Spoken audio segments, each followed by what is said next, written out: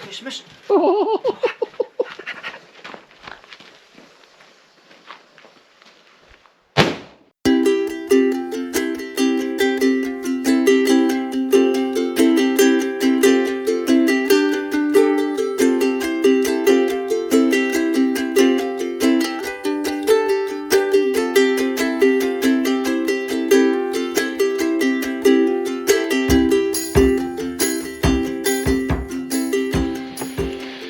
So, ladies and gentlemen, we are back here at the land of promises. Basically, anyway, we're back.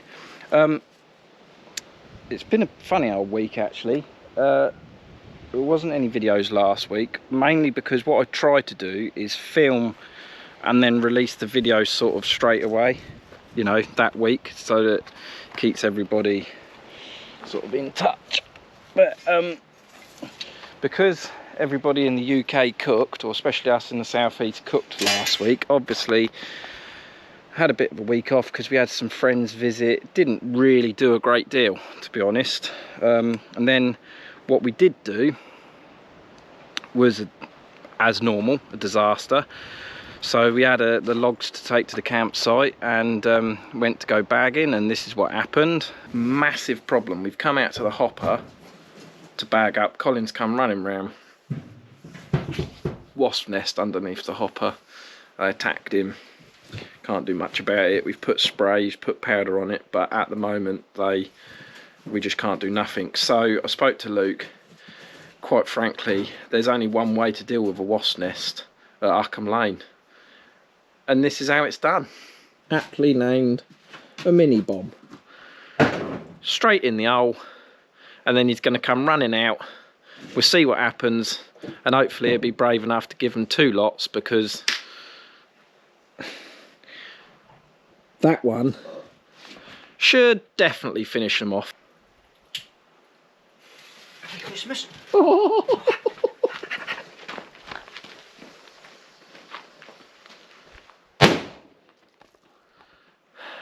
What's happened?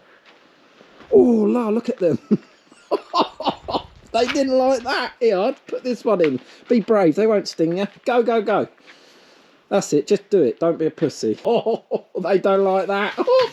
Part of Australia, mate. Hello. That got rid of that.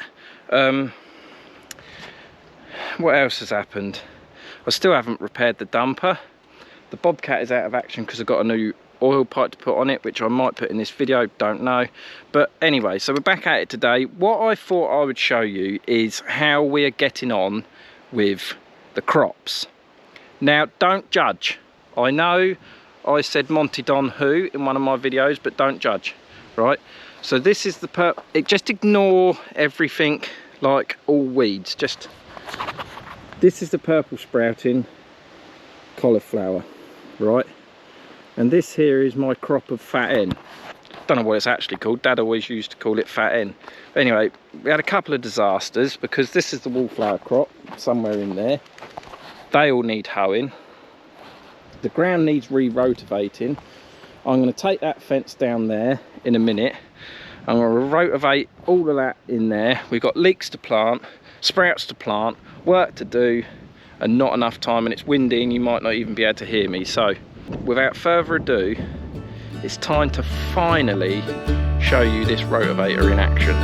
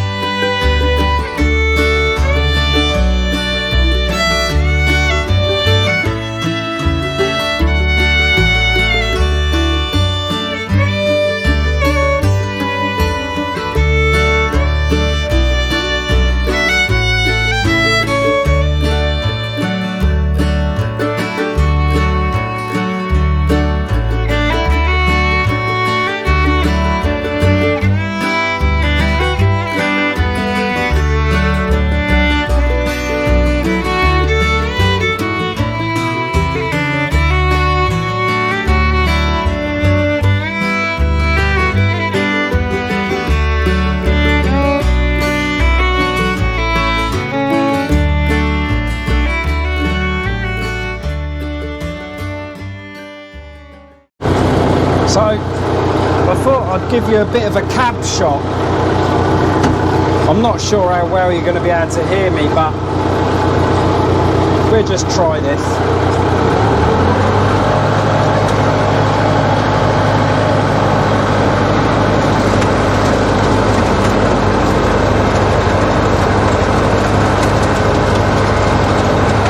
So I'll admit, it's not the most cleanest of jobs.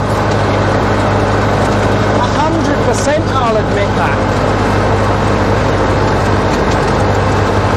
But I guess when you're working the land, I don't really know what is a clean job. It's certainly not rotavating.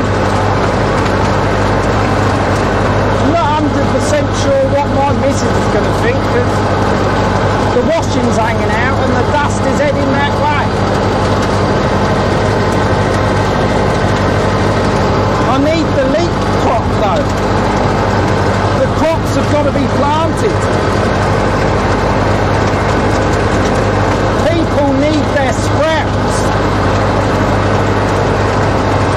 You know, it has to be said. As I said, it's not an easy job. No one professes growing crops to be easy, but if you can keep on top of weeds and vermin and the rain and not too much sun and the bees germinating the crops and then people buying your produce, then yeah, I think it's pretty easy. You know, I mean, I'm willing to admit that is not the cleanest of jobs. It really isn't. But I don't think there is a farmer or ground worker out there that is saying that they'll be getting a letter from the Queen. You know, I mean, I very much doubt I will be. But I'm going to make sure I have fun in the build-up to that moment if it ever arrived. Not that it's gonna. So yeah, that's the old rotavator. Don't ask me any questions. Don't ask me any questions about it, because, you know, don't leave a comment saying what rotavator is it. I ain't got a clue. Howard, is it? Don't know. It's one that Dad had years ago. Used it hundreds of times. Never really use it, but it's good for when you need to do that. I mean, look at that. All this here, I've got a hand hoe, which I'm going to do in a minute. But you don't want to see me doing it. So the easiest thing is to do that YouTube trick where you just click your fingers and it's all hoed off. Well, I mean, that's the theory, but watch. That finger click never worked. Look. Funny how it don't work here, but I complain. Every time I watch it on YouTube, people click their fingers and something's done. But here, no, it has to be done the hard way, so fair enough. Whatever. I think one of the parts about growing crops, and certainly for me, as a kid, growing up, even to now, one of the parts of, like wallflowers on a market garden, is the thing you're battling against is the weeds. It's taken a lot of years to work out what the easiest system would be, and even then, you know, you're probably looking at me thinking that that's the easiest way. We've had countless machines, steerage hoes, little tillers, everything, and that in the end you always revert back to this. But the difference between this now and years ago is we plant these as plugs, these wallflowers, whereas years ago Dad used to plant them out as seeds. straight into the ground. So as you can see, like now, you can see the wallflowers here, whereas years ago you'd be pulling them out and you wouldn't see no wallflowers. They're not bad. Me, my dad, we both had different systems. I think he probably had a different system to his dad, my granddad. My system, I keep the rows short because I think it's all about, when you're bending down like this, hoeing through these, it's as much about mental strength as it is anything else, as it is back breaking, you know, because you want to be thinking you've got somewhere. And I've literally whizzed up one row. This is my second row, and thought to myself, oh yeah, that spurred me on to do a second row because I've done the first one so quick. I will admit as well, where I rotavated the ground before I put these plugs in and where it hasn't rained, what I will say is the ground is lovely to hoe. Like, the weeds are just falling out. This could actually be quite a sad occasion because it may be the last time that I do a proper hoe between wallflowers, because I've been giving it quite a thought since Dad's been gone, the nursery and things. I have so much to do now. It's just me and Colin. It's hard work for me. You know, I've got 2 kids and a wife. Obviously I'm building a house, which I won't be doing, you know, years on year, and I'm still only young at 32. At least, you know, I probably won't be able to retire. But one thing my poor old dad passing has taught me is that life is very, very short. It doesn't matter how healthy you are, if it gets hold of you of what he had, there ain't much you can do about it. So do you spend your life worrying about it? No. But do you spend your life thinking what I must do? 100 wallflowers for John down the road, you know what I mean? Or for Bert up the high street. You know, it's a lovely way to think, oh, we've supplied them to different people for so many years, but we've supplied them to people to keep other people happy, sort of at the detriment to us, because it don't take an Einstein to work out who's watching that we do not make a fat lot out of this. I mean, do I even take the equivalent to £30 a day in wage? You know, at £1 or a couple of quid a bunch, I don't know, 20p a plant, it's ridiculous.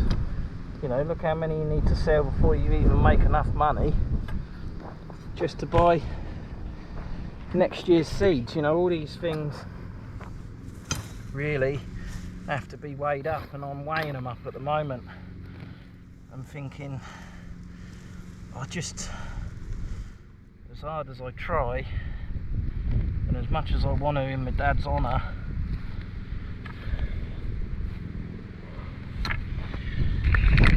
would he really want me to keep going and going and going as hard as everything is? And I just don't know. I don't know whether the answer is the answer that people want to hear. That's the trouble, because I generally think my dad wanted the easiest life for me and Luke. And I think that's what we've got to head for now. You know, I remember the years all down that field down there, that all used to be cultivated ground. There used to be rows and rows of wallflowers that my dad, my granddad, me, Luke, Colin would have all been out hoeing. And yeah, you could argue, yeah, we've still got this place in the heart of Battle, it's a sought after area, but the world is moving on, and it's moving at a very fast pace, and I don't necessarily want to keep up with the world with fancy cars, fancy houses, fancy machines, fancy this, but I just want to make sure my family and friends and everybody can be as happy as they can be, you know, and whether that means, you know, spending more time with them, less time working, so be it. But I am also wary. I'm only 32, I'm at the right age to go to work, and I'm not shy of hard work, and I love hard work, I love being at work, but you know, questions are being asked at the moment, and I don't know, got to work out which way to turn. But this talking is not going to get this hoeing done, so come on.